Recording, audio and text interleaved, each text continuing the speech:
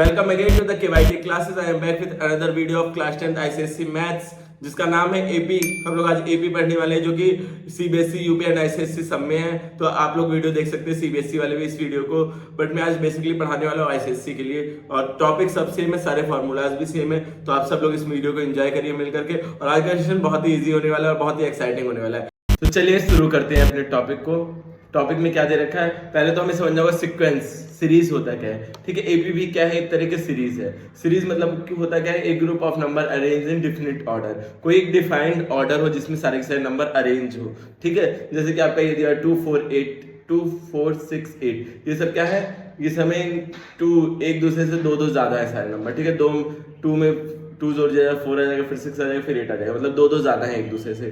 तो एक सीरीज बन रही है आपकी। अब आगे के नंबर्स भी आपको पता है, देख के पता चल जा रहा है कि आगे का 10 होगा, फिर 12 आएगा, फिर 15 आएगा, मतलब ये एक सीरीज बनती जा रही है। और नेक्स्ट में देखिए सेकंड एग्जाम्पल में देखिए 2 है, फिर उसके बाद 2 का स्क्वायर है, फिर एक 16 है, 4 का स्क्वायर है, फिर 16 का स्क्वायर है। इस तरह सीरीज बनती जा रही है। और आप कहीं पे ऐसे रैंडम नंबर 5 7 ऐसे लिख दो कुछ भी, तो ये कोई सीरीज नहीं बन रही है ना, कोई इन लोगों में कोई रिलेशन नहीं है। ठीक है, इन दोनों का बीच का डिफरेंस भी कुछ नहीं है, ना स्क्वायर के बराबर कोई रिलेशन नहीं है। लेकिन सीक्वेंस में क्या होना चाहिए, कोई रिलेशन तो होना ही चाहिए नंबर्स में। ठीक है, अब देखिए 5 8 6 15, ये क्या किसी सीरीज में नहीं है। और ये 30 27 और 24, इसमें क्या हो रहा है, सब में 3 3 माइनस होता जा रहा है, तब जाके ये बन जा रहा है सीक्वेंस। ठीक है, तो आई होप आपको सीक्वेंस समझ में आया होगा। The number used in sequence is called element. ये जो नंबर्स यूज हो रहे हैं इस सीक्वेंस में, 2 4 6 8, ये सब क्या है, एलिमेंट्स है। एलिमेंट्स या फिर टर्म्स है। ठीक है, sequence and series are used in same sense. Sequence या सीरीज मतलब क्या होता है, एक ही चीज होती है, दोनों चीज both are common. Sequence and series are same things. ठीक है, नंबर ऑफ एलिमेंट और ठीक है, ये सब आप लोगों की चीजें दे रखी हैं। और एक कोई रूल होता है सीक्वेंस को लिखने का, किसी भी एक रूल होता है। जैसे आपने फर्स्ट सीक्वेंस देखा, सब में 2 2 ऐड होकर के एक सीक्वेंस बना। ठीक है, एक रूल क्या था, इसमें 2 2 ऐड किया गया, इसमें क्या किया, सबका स्क्वायर बनाया गया, इसमें 3 3 माइनस किया गया। तो एक रूल के थ्रू तो सीक्वेंस लिखी जा रही है। तो हर एक सीक्वेंस का क्या होता है, एक डेफिनेट रूल होता है लिखने का।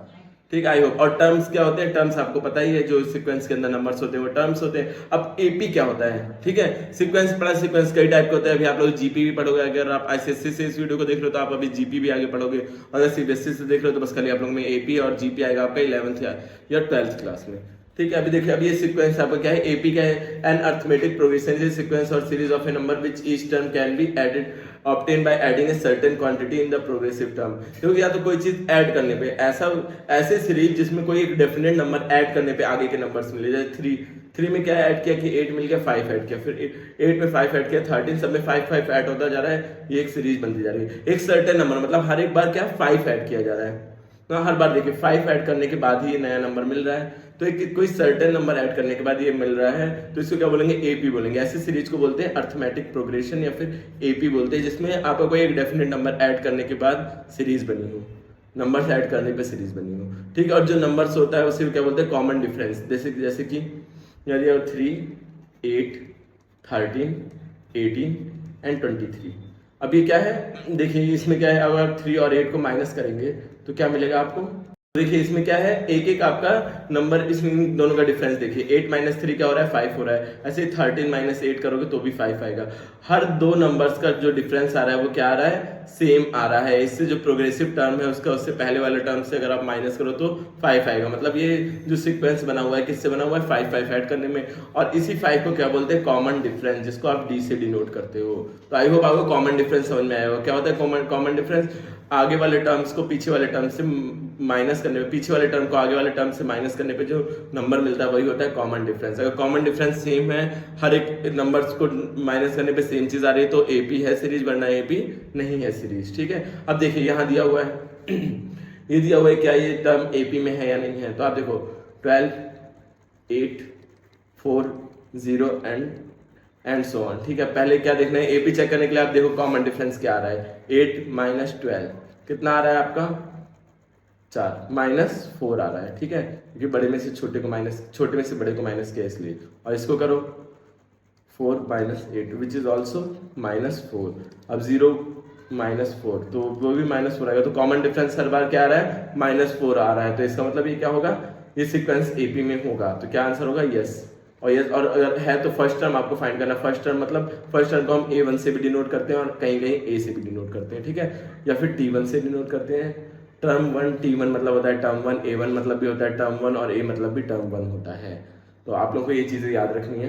तो आपको फर्स्ट टर्म बताना है, मतलब A1 क्या हो जाएगा 12, फर्स्ट टर्म 12 और कॉमन डिफरेंस मतलब D होता है, D आपने निकाला है -4 है D। तो आई होप आपको ये चीज़ समझ में आई होगी, कॉमन डिफरेंस और फर्स्ट टर्म के बीच में रिलेशन समझ में आया होगा। ठीक है, अब सेकंड दे रखा है, write the first term and common difference and next two terms. इसके आगे के दो टर्म्स भी आपको लिखने हैं, ये सीरीज बनी है, इस सीरीज आपकी बनी हुई है, इसके आगे के दो टर्म्स और आएंगे ना इसमें, तो वो भी आपको लिखने हैं एंड आपको लिखना है कॉमन डिफरेंस भी लिखना है। तो कॉमन डिफरेंस निकालने का तो सबसे अच्छा तरीका है, ये पूछा नहीं ना एपी में है या नहीं है, तो आप मान लो कि एपी में ही दिया हुआ है, तो क्या जाएगा 15 - 7 कर दो, क्या जाएगा 8 आ जाएगा। 8 आ गया आपका कॉमन डिफरेंस। फर्स्ट टर्म आपको पता है तो डी आपने लिख लिया, यहाँ कहाँ 8 लिख दिया। ए आपको पता है ए कितना है, ए है आपका 7, और आपको और दो टर्म आगे के लिखने हैं। तो टर्म्स कैसे बनते हैं, 7 7 ऐड होकर बनेगा, क्योंकि कॉमन डिफरेंस क्या है, मतलब 8 8 ऐड होकर बनेगा, तो मतलब कॉमन डिफरेंस क्या है 8 है। तो आपका आगे का टर्म क्या होगा, ये कितने टर्म तक दे रखा है यहाँ पे, 1 2 3 4 4 टर्म दे रखे हैं। तो पांचवा टर्म को किससे डिनोट करेंगे, A5 से। पांचवा टर्म क्या होगा 31 में आप 8 जोड़ दो तो क्या हो जाएगा 39, और फिर उसके बाद A6 क्या हो जाएगा, इसमें भी 8 जोड़ दो तो क्या हो जाएगा 48।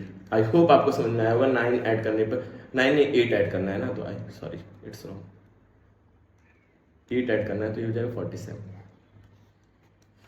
ठीक है, 39 में 8 ऐड करोगे तो 47 हो जाएगा। तो आप लोगों को आई होप समझ में आया होगा कि पहला टर्म कैसे निकालते हैं कॉमन डिफरेंस, और आगे के टर्म दिए हो तो कैसे निकालते हैं। अभी इसका एक फॉर्मूला बनेगा, वो फॉर्मूला आप लोग देखेंगे। अभी पहले आपको इतनी चीज़ समझ में आई, और समझ में आई तो कमेंट में लिख दीजिए यस सर, और हैंड रेस कर दीजिए। कमेंट्स आप लोग बिल्कुल नहीं करते हो, वीडियो देख के धीरे से निकल जाते हो। और चैनल पर नए हो तो चैनल को सब्सक्राइब भी कर लीजिए, टेलीग्राम चैनल भी ज्वाइन कर लीजिए। तो चलिए आगे बढ़ते हैं। आगे general terms on an AP progression, बार बार तो हम करके देखेंगे नहीं, तो हमने एक फॉर्मूला बना दिया। मैथ में कोई भी चीज होने लगती है तो हम क्या करते हैं, शांति से बैठते नहीं, फॉर्मूला बना देते हैं। ठीक है, मान लो कोई टर्म कोई एपी है, पहला टर्म एपी का ए है एंड कॉमन डिफरेंस डी है, तो सारे टर्म कैसे लोगे, कैसे बनता है एपी बनता है पहले टर्म में आप कॉमन डिफरेंस ऐड करो तो आपका क्या बन जाएगा, दूसरा, पहला दिया हुआ था A1, ए के बराबर, तो दूसरा टर्म आपका क्या रहेगा A2, किसके बराबर रहेगा, कॉमन डिफरेंस आप ऐड कर दो, फिर उसका जो A2 आया है आपका उसमें कॉमन डिफरेंस ऐड कर दो, तो आपका क्या बन जाएगा थर्ड टर्म। थर्ड टर्म ऐसे ही तो बनता है बेटा, यहाँ देखो ये 2 था, 2 में आपने कॉमन डिफरेंस इन दोनों क्या था 2 था, तो 2 में 2 ऐड किया तो 4 बन गया, फिर 4 में 2 ऐड किया तो 6 बन गया। हर एक टर्म के बाद उसमें कॉमन डिफरेंस ऐड करते रहोगे तो अगला टर्म आता चला जाएगा। तो यही चीज तो हो रही है, पहला टर्म ए था उसमें कॉमन डिफरेंस ऐड किया तो दूसरा टर्म आया, फिर उसमें कॉमन डिफरेंस ऐड किया तो तीसरा टर्म आएगा, तो तीसरा टर्म क्या होगा A+2D। ऐसे चौथा टर्म क्या हो जाएगा A+3D, एंड सो ऑन चलता चला जाएगा, ये चीजें चलती रहेंगी। तो हमने क्या किया, एक फॉर्मूला बना दिया। अब nth term of AP, nth term कोई भी हो सकता है, 1 2 3 4 5 6 कोई भी टर्म है, हमने एक जनरल फॉर्मूला बनाने के लिए क्या कर दिया Tn, या इसको बोलते हैं An भी बोलते हैं। तो Tn nth टर्म क्या हो गया फॉर्मूला A+n, यहाँ माइनस लगाना भूल गए, A+n-1 इंटू डी क्या हो गया आपका nth term of an AP. ठीक है, n term of an AP. अब पूछोगे सर इसको निकालना कैसे, तो एग्जाम्पल के थ्रू समझेंगे। nth टर्म मतलब अगर आपको कोई भी टर्म पूछे कि 5th टर्म बताओ 6th टर्म बताओ एपी का, तो आप कैसे निकालोगे, इस फॉर्मूले के हेल्प से निकालोगे। जैसे अभी पिछले एग्जाम्पल में आपको 5th टर्म निकालना था, तो nth टर्म का आपने फॉर्मूला क्या पढ़ा है, an = A+n-1 इंटू डी।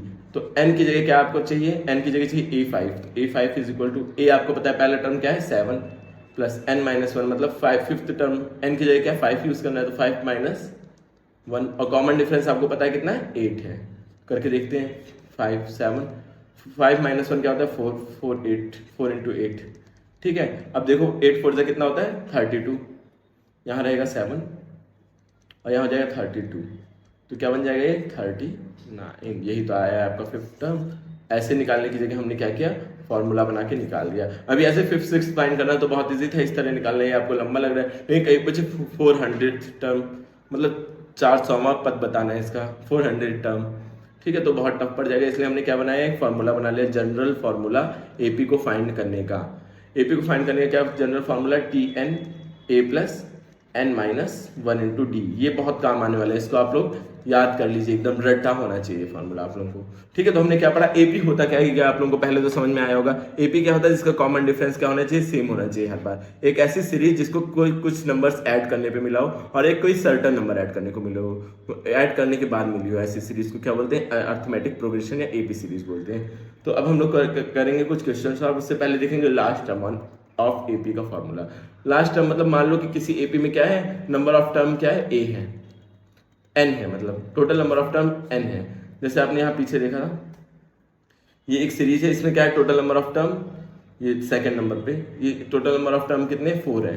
तो ऐसे आप मान लो कि एक सीरीज है जिसमें टोटल नंबर ऑफ टर्म क्या है, एन है, ठीक है। तो अगर आप उसको लास्ट टर्म फाइंड करना है, लास्ट टर्म मतलब क्या हो जाएगा, nth टर्म, लास्ट टर्म को nth टर्म बोलेंगे ना, तो a plus n minus 1 into d, या इसको आप बोलोगे l is equal to a plus n minus 1 into d, यही बोलेंगे आप, यही चीज तो बोलेंगे। कोई भी टर्म फाइंड करना हो तो लास्ट टर्म कोई स्पेशल थोड़ी है, कोई भी टर्म फाइंड करना हो तो फॉर्मूला तो यही लगेगा। तो हम लोग एक nth टर्म का लास्ट टर्म का ऐसे फॉर्मूला हमने बना दिया।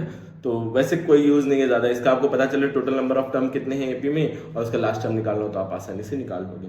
आई होप आपको समझ में आया होगा। हम लोग जब ये समझेंगे तो ज्यादा अच्छे समझ में आ जाएगा, ठीक है। आपको क्या देखा, nth टर्म ऑफ सीक्वेंस इतना है, तो find it 15th term. nth term दे रखा है, मतलब n दे रखा है कितना, 2n माइनस 3। अब वो क्या करना है, 15th टर्म फाइंड करना है, मतलब n इज इक्वल टू आप क्या रखोगे, 15 रखोगे। सिंपल है, इसमें कुछ करना ही नहीं, पहला सबसे इजी क्वेश्चन है। 15th टर्म फाइंड करना है, n टर्म दे रखा है, तो n की जगह क्या करोगे, 15 रख दोगे। तो a15 इज इक्वल टू क्या हो जाएगा, जहां जहां n था वहां 15 आपने रख दिया, आंसर आ गया 30 माइनस 3 विच इज 27। ये आ गया आपका 15th टर्म, 27 आ गया। कितना सिंपल था ये, nth टर्म दे रखा था आपको, 15th फाइंड करना था, 15th आपके आ गया तुरंत।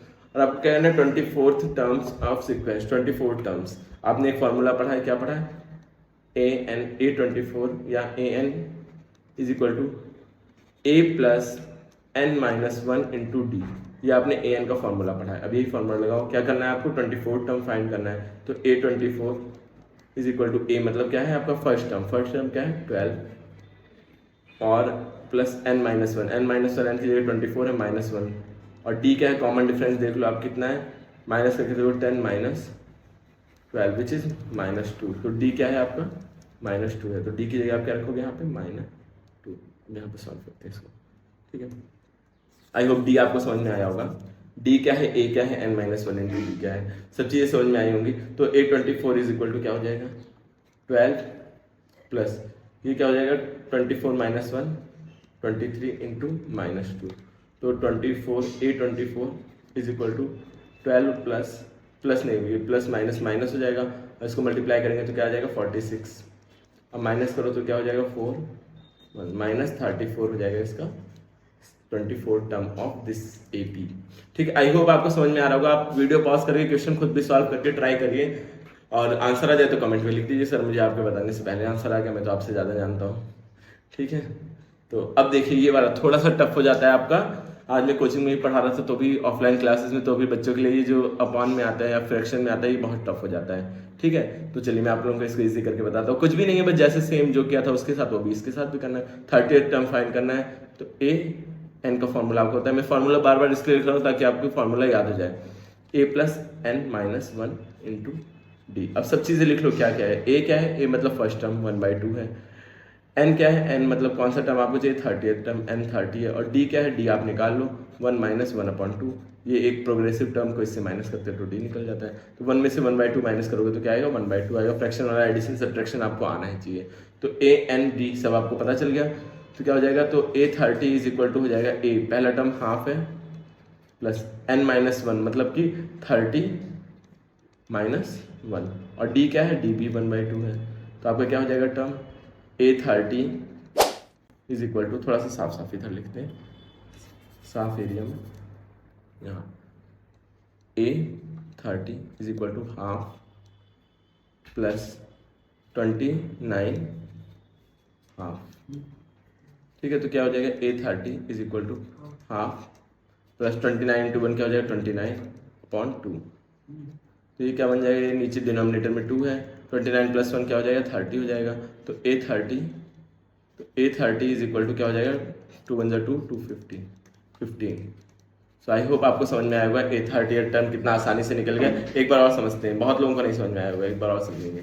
मैं यहाँ देखते हैं, मैं आप लोगों को समझाता हूँ कैसे कैसे आया आंसर, ठीक है। चलिए लेजर ले लेते हैं। ठीक, अब क्या था आपका इसमें दे रखा था आपको क्या 38 टर्म फाइंड करना था, आपको फॉर्मूला पता था a n is equal to a plus n minus one into d. आपने सारी वैल्यूज यहाँ लिख ली। ए पता है आपको पहला टर्म ए होता है, एन मतलब आपको कौन सा टर्म फाइंड करना है 38 टर्म फाइंड करना है, डी मतलब ये वाले टर्म को इससे माइनस कर दो तो हाफ हो जाएगा, डी भी आपको पता चल गया। अब सारी वैल्यूज इस फॉर्मूले में लिखनी है। ए एन मतलब ए 30, एन की जगह 30 हो जाएगा, और हाफ मतलब पहला टर्म ए दिया हुआ है पहला टर्म हाफ, फिर उसके बाद क्या था n माइनस वन मतलब कि 30 माइनस वन 29 इंटू डी मतलब कि हाफ। ठीक है, तो ये हो जाएगा a 30 is equal to half plus 29/2। ठीक, अब डिनोमिनेटर सेम है तो डिनोमिनेटर ऐड हो जाते हैं। 5th क्लास 4th क्लास का टॉपिक है, ये तो आपको बताऊंगा नहीं। तो 30/2 क्या हो जाएगा 15 हो जाएगा। आई होप आपको समझ में आया होगा मेरा पॉइंट में बोलना क्या चाह रहा था। चलिए आगे बढ़ते हैं हमारे अगले क्वेश्चन की तरफ। ठीक है,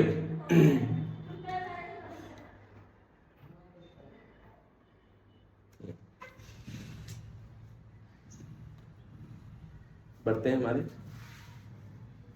अगले क्वेश्चन की तरफ। अगला क्वेश्चन क्या क्या बोल रहा है, इसका 100 term of this sequence find करना है। ठीक है, 100 टर्म ऑफ दिस सीक्वेंस। पहला टर्म दे रखा है a इज इक्वल टू क्या है √3 है, a इज इक्वल टू √3 है, और उसके बाद आपका क्या दे रखा है कॉमन डिफरेंस d आपको फाइंड करना नहीं दिया हुआ है, और आपको फाइंड कौन सा टर्म करना है 100 टर्म। यही बोला फॉर्मूला 100 टर्म्स फाइंड करने के लिए बना है। ठीक है, आई डोंट नो इतना ज़्यादा बच्चे क्यों चिल्लाते मेरी वीडियो बनाते time, what the hell is going on. छुट्टी हुई ना, बच्चों के बगल में स्कूल है, बच्चों की छुट्टी हुई है इसलिए इतनी ज़्यादा आवाज़ें हो रही हैं।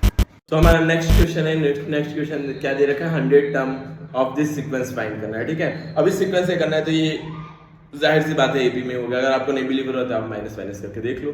ठीक, तो देखते हैं। तो 100 टर्म फाइंड करना है मतलब n is equal to yellow pen use करेंगे हम, येलो इज लव। ठीक है, तो यूज करेंगे n is equal to 100 and a is equal to √3। First term भी पता है आपको, एंड देन क्या फाइंड करना है d इज इक्वल टू क्या होगा √2 माइनस √3 विच इज √3। क्यों होगा अभी कोई नहीं पूछेगा मुझसे, जैसे 2x minus x is equal to x होता है बस कल, वैसे ही इसी तरह ये भी यही होता है। ठीक है, तो हो जाएगा आपको डी भी पता चल गया, ए भी पता चल गया, एन भी पता चल गया, तो आपको क्या करना है 100 टर्म फाइंड करना है। तो a 100 is equal to a plus, अच्छा ये फार्मूला पहले हम लोग लिख लेंगे एक बार फिर से आपको, ताकि रिवाइव हो जाए। ठीक है, क्या देखेंगे a n is equal to a plus n minus one into d. तो आपको पता है nth टर्म क्या n की जगह आपको क्या रखना है 100, और a की जगह पे आपको क्या रखना है √3 प्लस n माइनस वन मतलब 900 माइनस वन इंटू डी रखना है, डी क्या है आपका √3। तो ये क्या हो जाएगा √3 प्लस 99√3, ये हो जाएगा आपका। तो 100 टर्म क्या होगा, आप क्या करो √3 कॉमन ले लो, तो अंदर क्या बचेगा 1 बचेगा प्लस 99 बचेगा। 100 नहीं, सॉरी फॉर दैट, कोई कमेंट में नहीं लिखा है, सबको नहीं आता है, हो जाएगा। ठीक है, तो क्या हो जाएगा √3, ये कॉमन लिया √3, तो यहाँ 1 बचेगा, यहाँ बचेगा 99, तो क्या हो जाएगा √3 100 है, इसको लिख सकते हैं 100√3, ये हो जाएगा आपका आंसर। ऐसे भी डायरेक्ट भी ऐड कर सकते हैं जैसे यहाँ पे किया था माइनस। ठीक है, आई होप आप लोगों को समझ में आया होगा चीज़ें। तो यह आपका 100 टर्म भी निकल गया। यहाँ तो देख के पता चला फर्स्ट टर्म √3 था, सेकंड 2 था, थर्ड 3 था, तो 100 हो जाएगा। ठीक है, तो फार्मूले से भी आप पता कर सकते हो और ऐसे भी। आपको क्या करना है 58 टर्म फाइंड करना है, 50वां टर्म। तो आपको पता है इसमें a क्या है, a है 1/n, और आपका क्या है कॉमन डिफरेंस, या फिर आपको n क्या है, n है 58 टर्म फाइंड करना है तो 50, और d क्या हो जाएगा, d फाइंड करने के लिए आपको क्या करना पड़ेगा n plus 1/n minus 1/n। तो ये क्या हो जाएगा अपॉन n रह जाएगा ऐसे, तो n प्लस 1 माइनस 1। ठीक है, तो ये 1 से 1 कैंसिल आउट हो जाएगा, बचेगा क्या n/n विच इज 1। तो कॉमन डिफरेंस हो जाएगा 1। ये सब चीज़ें पता चल गई, तो आपको an का फॉर्मूला फिर से एक बार लिख दे, a plus n minus 1 into D. a की जगह क्या लिखोगे आप, an मतलब a 50 is equal to a की जगह क्या लिखोगे 1/n, और n की जगह क्या लिखोगे 50, n की जगह आपका हो जाएगा